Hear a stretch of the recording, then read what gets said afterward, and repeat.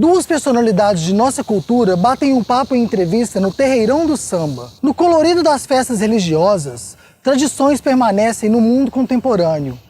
No interior pós-moderno, minas que minhas, que nossas. E, se o sertão já virou mar, salgado ficou. Sertão mineiro, sertão salgado, sertão brasileiro.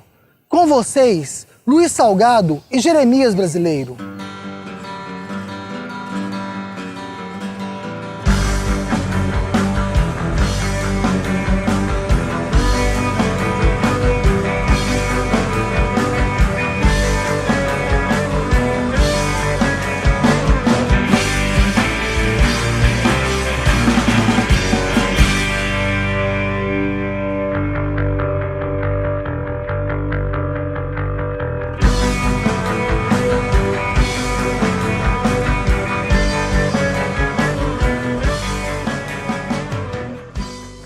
Bom dia, vocês tudo. Eu sou o Luiz Salgado, vim entrevistar meu querido Jeremias Brasileiro.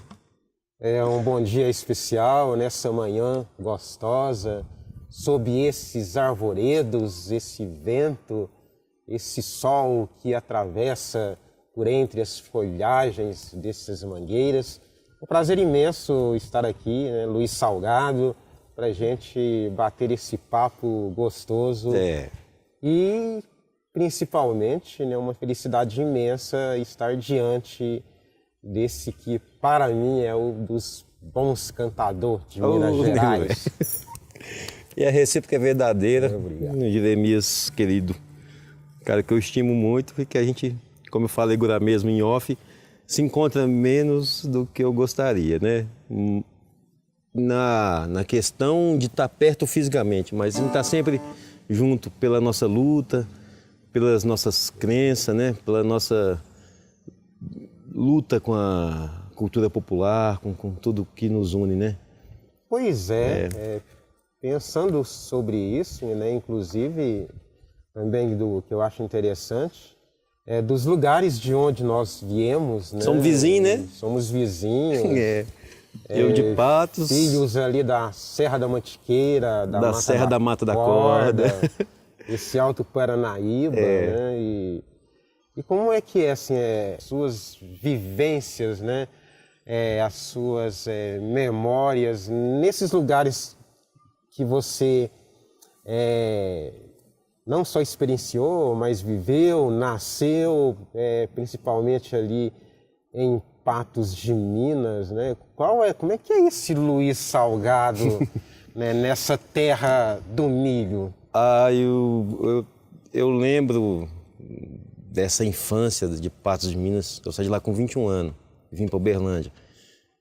Mas eu lembro dos cheiros, dos sons, das cores, né? Das fitas de Santo Reis. Então, quando eu era criança, eu ia para as folias. Meu avô sempre recebia as folias de reis na casa dele. Meu tio que morava na roça era festeiro, fazia as festas de reis, aquelas mesas gigantes de comida, mesa de doce, que a gente tá conversando, né? Doce de pau de mamão, de cidra, doce do mamão mesmo, doce de laranja, de leite, queijo. Eu me lembro muito desses cheiros e das cantorias, das folias. Para mim era muito bonito poder estar ouvindo aquilo, vivenciando aquilo. Eu não tinha nem a consciência que um dia eu ia fazer disso uma pesquisa, uma vivência. Viva a cultura brasileira! Ora, viva! Sejam bem-vindos ao Terreirão do Samba, um café espacial para vocês. Espacial? Maravilha! Aí é bom. Cheirou o café lá da nossa terra. Ó. Aí, Jeremias, esse cheiro que eu tô falando, sabe?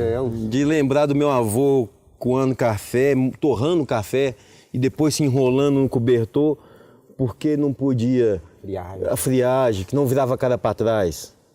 E ironicamente, ano passado eu virei a cara para trás por causa dos negócios. Lembrei muito do meu avô. Dei uma paralisia aqui e falei, gente, esses velhinhos sabiam das coisas, né? E foi um choque térmico também. Lembrei do meu avô torrando café.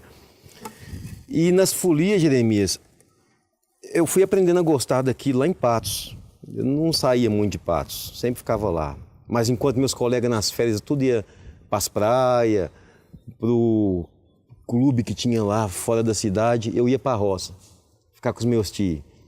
Ia assistir as folias de reis, ia para a roça. Eu acho que eu mais atrapalhava que ajudava, era muito pequeno, eles começavam a capinar as roças, eu ia junto com a enxada, mas não era aquele pique que eles tinham, né? A gente, menino da cidade, né? Mas com o pé na roça. Então, foi nesse chão mineiro, do Cerrado, de Patos de Minas, onde eu, hoje, quando eu olho para trás, eu vejo que está a minha base da estrutura, até do meu trabalho hoje, das minhas pesquisas, tudo começou em Patos, esse cheiro. E você também, né? Você também tem essa questão dessa vivência lá em Rio Paranaíba. Você estava falando das folias de reis também, das congadas. Sim, pois é tão... Vai falando que eu vou te servir aqui. Mas esse café tá cheiroso. Tá cheiroso. Esse cheiro, né, do café me lembra muito das ciências, dos saberes dos mais velhos lá na cidade de Rio Paranaíba. Eu vivi bastante esses hábitos alimentares nesses lugares, né, essas produções de alimento. Fui também, eu torrava café, né? Uhum. Minha mãe me colocava lá com torrefador no fogão a lenha para ficar torrando. Você enrolava no cobertor também ou não? Né? Depois aí minha mãe me colocava no cobertor, pegar o pilão, né, para pilar o arroz, né? Pilar o milho, né? Fazer a carne seca com a farinha de mandioca, né? Para fazer aquela paçoca. Todas nessas lembranças eu tenho desses tempos de infância em Rio Paranaíba, principalmente das congadas. Não me esqueço nunca desse tempo, do gosto da macarronada, né? O que me marcou bastante. É diferente, né? Era a macarronada e curiosamente as pessoas tinham um modo de dizer, né, dessa macarronada em relação à macarronada de hoje, né? Os mais velhos diziam o seguinte: olha, não, a nossa macarronada, você sabe por que ela era gostosa? Eu ficava, não sei. Bem, a nossa macarronada era o seguinte: tinha a vaca lá no pasto. E o pasto era o pasto de capim meloso. Dá diferença, né? O pasto no era leite. capim gordura. Aí o capim gordura, capim meloso, ficava aquele leite gorduroso. O leite gorduroso fazia com que o queijo da macarronada dava aquela cura no queijo, e era a cura do queijo que ia para a macarronada. Não era nem o macarrão em si, era o queijo. O queijo. E eles vão dizer o seguinte: agora você vai no supermercado, compra esse queijo branco que não dá gosto de nada. Então são essas ciências de saber desses mais velhos que eu trouxe comigo lá de Rio Paranaíba e vivenciando essas culturas populares. Isso fala muito de um povo também, né? A culinária em si fala muito das tradições, né? Quando eu falo das folias, eu lembro das comidas também, sabe? Não só o sagrado, que claro que é o mote da folia é esse, né? O objetivo, mas aquela fartura de comida. Mais uma vez eu cito a nossa conversa antes aqui, que fazia a fila de gente para comer doce, todo mundo comia e todo mundo levava para casa e nunca acabava aquele doce, né? Sim, e como é que essa cultura entra na nossa vida, na sua vida, por exemplo? Como é que, de repente, essa cultura, essa culinária, né, esse viver nessas regiões, na sua região, na minha região, como é que, de repente, isso entrou, né? Qual o viés que isso aí foi devagarinho? De repente, como é que você percebeu isso entrando na sua vida? Isso foi o trem mais natural do mundo, sabe? Não teve aquele momento assim, tum. Quando eu vim para Uberlândia, em 97, no domingo de Páscoa de 97, quando eu cheguei aqui, tocava nos bares e fui me adequando meu repertório a esses espaços. Gostava das músicas, mas eu sentia aquela necessidade de tocar alguma coisa que fazia minha alma vibrar. E as folias nunca saíram do meu pensamento. Aí um dia eu falei, quer saber? Vou tocar folia de reis nos bar, né? Comecei a tocar. Os bar foi fechando as portas para mim.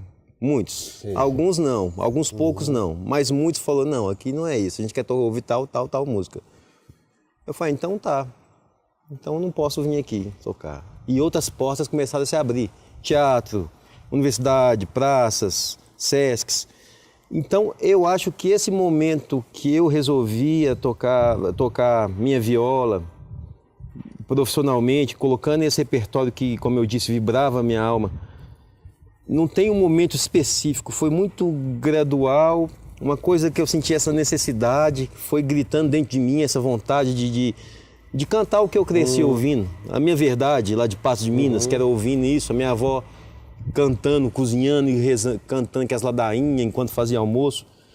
Então foi num momento que não foi tão pontual assim, que teve uma chavinha, foi muito gradual, mas eu lembro que eu senti essa necessidade de cantar a minha terra, sabe? Sim. De poder cantar minhas folias. Quando eu cheguei aqui, comecei a conhecer as congadas, os moçambiques, os congos. Comecei a incorporar isso no meu repertório, sem tanta propriedade quanto eu tinha com as folias, mas com aquela curiosidade, com aquele amor, tá, sabe, pela cultura. E as congadas também foi ganhando um lugar muito grande dentro do meu coração e dentro das minhas cantorias. Tanto que hoje eu gravo nos meus discos, tudo tem folia, tem moçambiques, tem congos. Então, eu acho que foi um momento muito especial da minha vida, quando eu resolvi mudar o meu repertório para essa linha de música que eu ouvi, que eu cresci aprendendo a gostar e amar. Eu lembrei de uma coisa, dessa assim, da gente pensar nessas nossas trajetórias de vida, né? Essas nossas transições assim, de vida, assim, tem sempre uns marcos nas nossas vidas, né, Luiz? Assim, tem sempre uns marcos, assim. Eu fico pensando assim, o Salgado, por exemplo, como é que ele entranhou-se, né, nesse mundo da música? Houve algum desse caminho que possibilitasse esse caminho? Porque um monte. Nem sempre a gente começa porque quer ser, né? Não, de comigo repente, foi às assim vezes também. existem umas contradições que acabam nos empurrando para aquilo que eu penso que deveria ser as nossas destinações. Hoje eu olho para trás e vejo que tudo faz sentido. Quando eu era adolescente, Jeremias, tinha a prova da CEMIG, que todo ano tinha essa prova para quem fazia 16 anos. Você fazia 16 anos naquele ano, era o seu ano de fazer prova para entrar para a CEMIG. E a minha mãe falou, quero que você entre para a CEMIG, você pode esquecer as outras matérias da escola, continua indo para a escola, mas pode estudar só português e matemática, que era o que caía na prova da CEMIG. Estudei. Sabia tudo de português e matemática em 1992. Foi o ano que eu fiquei craque nessas duas matérias, por causa da prova para a CEMIG. E não é que não teve a prova da CEMIG? Não teve. Eu tomei bomba na escola, porque não estava estudando outras matérias. Minha mãe me mudou de escola. E nessa nova escola, um professor que era dono de lá também, o Henrique Goulart, irmão da Cristina Goulart, que canta aqui, ouviu eu cantando uma música, falou, quem que é essa música? Eu falei, é minha. Ele falou, não gostei. Eu falei, você está no seu direito, engoli seco. Ele falou, não gostei, eu adorei. Vou pagar para você um estúdio. E em 94, pela primeira vez na vida, veio eu, meu saudoso mestre Evaldo Silva e um chileno, Felipe Leon, Andrés Garcia, aqui em Uberlândia gravar uma música. Uma fitinha cassete. Barriga verde para danar. Chegamos, errava tudo, voltava, errava, voltava. Mas gravamos. E por conta desse episódio da CEMIG não ter dado certo, quem sabe hoje eu não podia não estar cantando, sabe? Mas esse revés, bem entre aspas, foi o que possibilitou eu estar aqui hoje. Mas com 7 anos minha avó me levava para cantar em programa de rádio, lá em Patos de Minas, na Rádio Clube, no Só para Crianças. Mas teve um monte de desventuras da época que hoje me trouxe.